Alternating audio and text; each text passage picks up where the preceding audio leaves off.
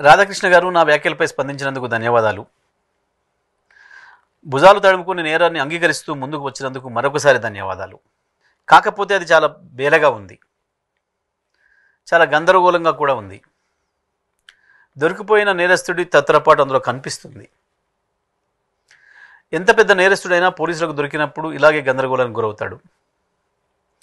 తప్పు చేసిన వాడు ఒప్పుకొని తప్పు గుర్తించి సరి చేసుకుంటే బాగుంటుంది, కానీ దాన్ని సమర్థించుకోవడానికి చేసే ప్రయత్నం ఇంకా ఇంకా తప్పులు చేయిస్తుంది. ఇవాళ మీరు రాసిన రాతల్లో కూడా అది స్పష్టంగా కనబడుతుంది. అసలు నేను ప్రస్తావించిన అంశానికి మీరు రాసిన రాతలకు సంబంధమే లేదు. ఆంధ్ర ప్రాంత ప్రజలంటే తెలంగాణలో సెటిల్ అయిన వాళ్ళు మాత్రమే కాదు, ఆంధ్రాలో నివసిస్తున్న వాళ్ళు కూడా కుల మతాలకు అతీతంగా 90% మంది ప్రజలు కేసీఆర్ని ఇష్టపడతారు. హైదరాబాద్తో సహా తెలంగాణలో సెటిల్ అయిన వాళ్ళందరూ చంద్రబాబు కంటే కేసీఆర్ పాలనలోనే సుఖంగా, సంతోషంగా, స్వేచ్ఛగా ఉన్నామని భావిస్తున్నారు. ఈ విషయాన్ని 2018, 2023 ఫలితాలు స్పష్టంగా చెప్పాయి. సెటిలర్లంతా కేసీఆర్ వెంటే ఉన్నారు. నువ్వు ఎన్ని చెప్పినా కేసీఆర్ నుంచి సెటిలర్ను విడదీయలేవు. 2018 ఎన్నికల్లో కాంగ్రెస్తో పొత్తు పెట్టుకొని చంద్రబాబు కేసీఆర్ గారితో నేరుగా ఢీకొంటే చంద్రబాబును తిరస్కరించారు. కేసీఆర్ వెంటనే సెటిలర్లందరూ నిలబడ్డారు. 2023లో కూడా అదే పునరావృతం అయ్యింది. నీ విశ్లేషణ చెత్త పలుకు అని అర్థమవుతుంది. మాట్లాడితే ఆంధ్ర ప్రజలకు మేమే టేకేదారులం, నేను చంద్రబాబు అన్నట్లు మీరు చెప్పుకున్నా ఏపీ ప్రజలు చంద్రబాబును తిరస్కరించిన సంగతి గుర్తుపెట్టుకోండి. కానీ ఆంధ్రప్రదేశ్ చెందిన ఒక వర్గం వారు కొద్ది మంది మొదటి నుండి తెలంగాణను వ్యతిరేకించే వాళ్ళు ఇక్కడ కొన్ని స్లాటర్ హౌజులు పెట్టి నడుపుతున్నారు.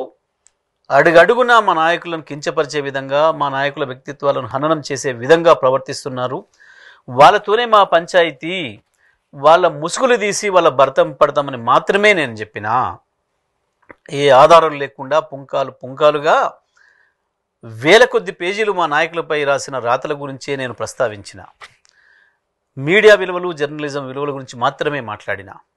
కానీ మీరు ఆ అంశాన్ని వదిలేసి కేసీఆర్ గారిపై, కేటీఆర్ గారిపై, బీఆర్ఎస్పై మీ అక్కసినంతా వెళ్ళబోసుకున్నారు, విషయాన్ని వెళ్ళగక్కినరు. కేసీఆర్, కేటీఆర్ వ్యక్తిత్వాలపై జరిగిన దాడి లక్షలాది మంది అభిమానులు, కార్యకర్తల హృదయాలను గాయపరిచిన సంఘటనలు మీకు చాలా చిన్నవిగా కనపడ్డాయి. అవి పట్టించుకోవాల్సిన అంశమే కాదని మీరు సెలవిచ్చారు. తన అభిమాన నాయకుల్ని, వారి వ్యక్తిత్వాన్ని హననం చేస్తే అభిమానులు, కార్యకర్తలు చేసిన చిన్న నిరసన మాత్రం మీకు చాలా పెద్దదిగా కనపడింది. వ్యక్తిత్వం అనేది మీ దృష్టిలో చాలా చిన్నది కావచ్చు, అది పెద్దగా పట్టించుకోవాల్సిన విషయం కాకపోవచ్చు మీకు, కానీ మాకు అదే ప్రధానం. ఒక రాజకీయ పార్టీ విధి విధానాలపై, గెలుపోటములపై ఎవరైనా విశ్లేషించవచ్చు, కానీ ఆ సందర్భంగా బీఆర్ఎస్పై మీరు చేసిన విశ్లేషణ, మీరు ఉపయోగించిన భాష, వాడిన పదాలు జర్నలిజం పరిధులను దాటింది. మళ్ళీ మీ మాటల్లోనే చెప్పాలంటే, మీరు రాసిన రాతల్లోనే, మీరు రాసిన పదాల్లోనే చెప్పాలంటే మీ బల్పును, అహంకారాన్ని తెలియజేస్తుంది. ఏదో పుట్టింటి గొప్పతనం, మేనమామ దగ్గరలాగా కేసీఆర్ గొప్పతనం నా బోటి వాళ్ళ దగ్గర అనేదో మాట్లాడినవే.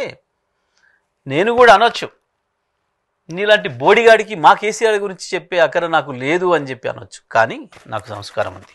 ఇక కేసీఆర్ సంస్కారం గురించి, కేసీఆర్ దయాగుణం గురించి, కేసీఆర్ క్షమాగుణం గురించి మీకు ఒక విషయం గుర్తు చేస్తా.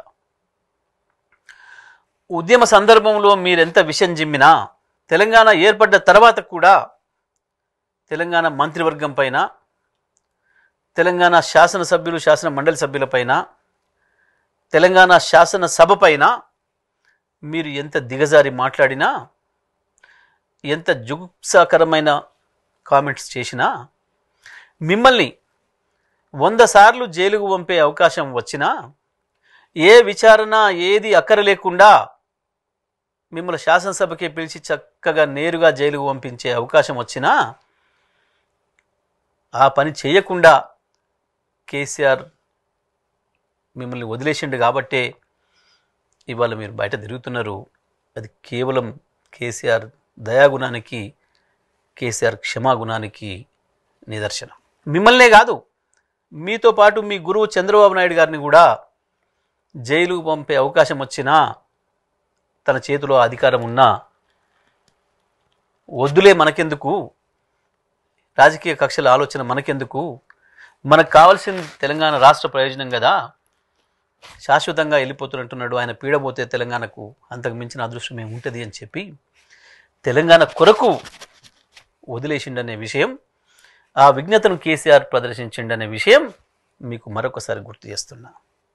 కానీ మీరు మాత్రం మోడీ గారి అండ ఉందని, చంద్రబాబు మీ చెంతన ఉన్నారని, తెలంగాణ ముఖ్యమంత్రి మీ చెప్పు చేతుల్లోనే ఉన్నారని మీరు ఇష్టం వచ్చిన పద్ధతుల్లో మీడియాను అడ్డం పెట్టుకొని దాడి చేస్తూ, ఉడత ఊపులకు నేను భయపడను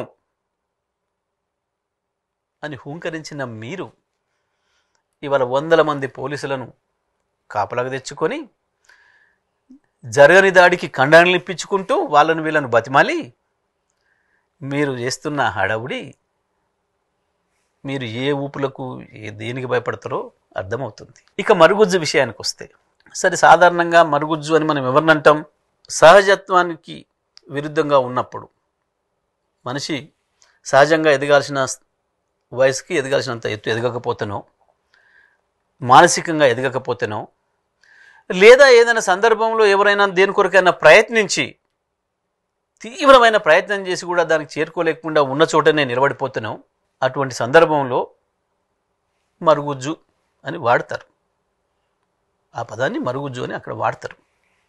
కానీ నాకు ఆశ్చర్యం వేసింది. సరే, నేను మీకు తెలియకపోవడం అనేది మీ మరుగుజ్జుతనం తప్ప నా మరుగుజ్జుతనం కాదు. అది నేను ఎందుకు మీకు తెలియకపోవడం అనేది మీ మరుగుజ్జుతనం. మీరేందో నాకు బాగా తెలుసు అనువనువు. నేను 11 సంవత్సరాల వయసులోనే కులం గోడల్ని బద్దలు కొట్టి సామాజిక అంతరాలు లేనే లేవు అని చెప్పిన ఆలోచనలతో వికసించిన వాడిని. 16 ఏళ్లకే పీడిత ప్రజల కొరకు ప్రాణం ఇవ్వటానికి వెళ్ళిన వాడిని, సమాజం కొరకు ఆరాటపడ్డవాడిని. ఆ తర్వాత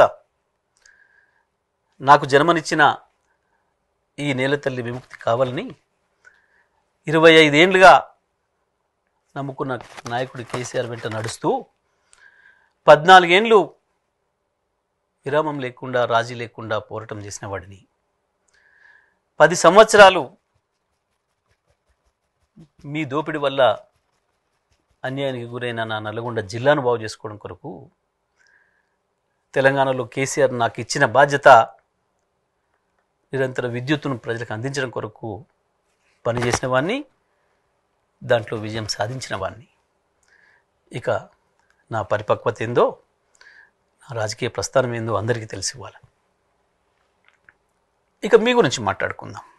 మీరు రాసిన పోలిక పాపం తల్లిదండ్రుల సహకారంతో తల్లిదండ్రులు పంపిస్తే అది ఏ రాష్ట్రానికైనా ఏ దేశానికైనా వెళ్ళి చదువుకునే, పాఠశాలకు వెళ్ళి చదువుకునే పిల్లలకు బతుకు తెరువు కొరకు వచ్చి ఇక్కడ దోపిడి ప్రారంభించి అనేక రకాలుగా అధికారాన్ని చేతులకు తీసుకొని మేమే శాసిస్తామన్న మీలాంటి దోపిడీదారులకు పోలిక పెట్టి చెప్పిన మీ జ్ఞానం ఎంత మరుగుజ్జో అర్థమవుతుంది. ఇక రామోజీ గారితో పోల్చుకొని, వారితో పోటీపడి వారికంటే నేనేం తక్కువ అని అనుకొని మీకు మీరే ఊహించుకొని మీ స్వీయ మానసిక ధోరణిలో కనీసం వారు ఉన్నప్పుడు ఆ పీఠం నాకు దక్కలేదు, వారు పోయిన తర్వాతనైనా ఆ పీఠంలో కూర్చుందామని చెప్పి ప్రయత్నం చేస్తుంటే అది చేరుకోకముందే ఇంకెవరో ఇప్పుడే ఓనమాలు, జర్నలిజంలో ఓనమాలు మొదలుపెట్టిన వాడోడో నాకు పోటీకి వచ్చిండు, నా మీద జరగాల్సిన దాడి వాడి మీద జరిగి ప్రచారం అంతా వణికిపోతుంది అన్న భయంతో లేని దాడిని సృష్టించుకొని పోలీసులు పిలిపించుకొని అడిగి మరీ కళ్ళను ఇప్పించుకొని మీరు చేస్తున్న హంగామా మీ మరుగుజ్జు స్థాయిని తెలియజేస్తూ ఉంది. నువ్వు అనుకున్న చోటికి చేరుకోలేక అక్కడే నిలబడిపోయినవే అవు, అది మరుగుజ్జుతనం. ఇక మీడియా నేనేమైనా చేస్తా, నేనేమైనా చేసి మిమ్మల్ని బదనాం చేస్తా, మీ పైన మట్టి పోస్తా, మీ పైన రంగులు పోస్తా, మీ పైన బురద పోస్తా అని చెప్పి భయపెట్టించి బ్లాక్మెయిల్ చేసి మీ వీడియోలకు పిలిపించుకుంటున్నా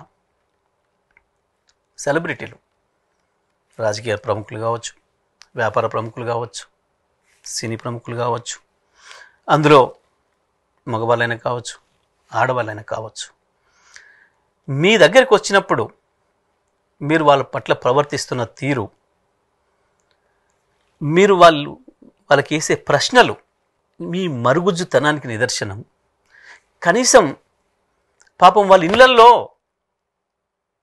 వాళ్ళ కుటుంబ సభ్యులు ఉంటారు, వాళ్ళు ఎంత వేదనకు గురవుతారు. ఇక్కడికి వచ్చిన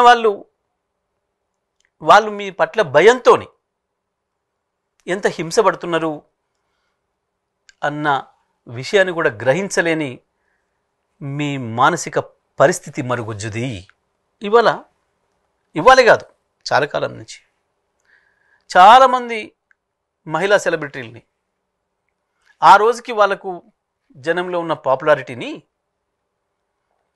మీ మీడియా అవసరం కొరకు ఇంటర్వ్యూలు చేయాలి, దాని ద్వారా ప్రచారం పొందాలన్న దుగ్ధతోని మీరు పిలిస్తే కూడా చాలామంది మీ స్టూడియోకి రావడానికి భయపడి వెనుకంజ వేసిందనేది వాస్తవం. ఇప్పటికి కూడా చాలామంది రావడం లేదనేది వాస్తవం.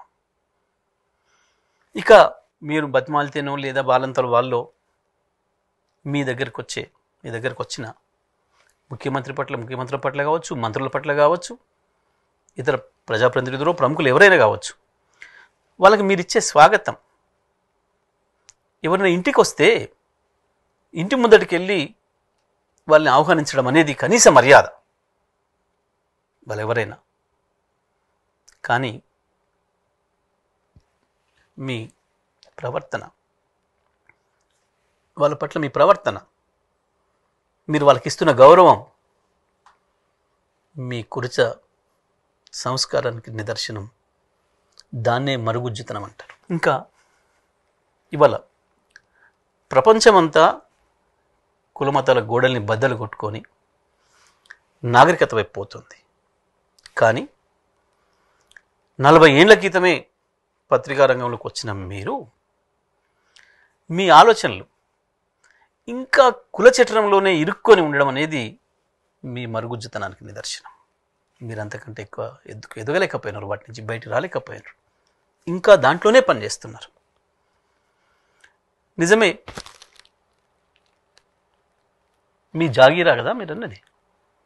మేము జాగీర్దారులం కాదు, మేము కాపలాదారులం అనే విషయాన్ని కేసీఆర్ గారు 100 సార్లు చెప్పారు. అవును, మేము తెలంగాణ తల్లి వాకిట జాగిలాలం.